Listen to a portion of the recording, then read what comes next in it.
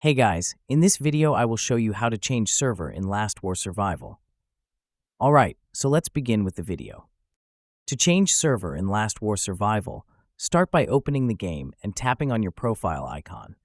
From there, go to Account and then tap on your character to view detailed information. Now here's something important. You cannot switch servers with your existing character or account. The game does not allow direct server transfers. However, there's a workaround.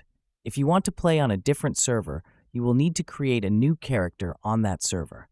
This means starting from scratch, but it allows you to join friends or explore gameplay in other regions. Simply log out or go to the account settings and create a new account. Then, during setup, select the desired server where you want to play. So while you can't move your current progress to another server, you can always start fresh on any server you choose. And that's it.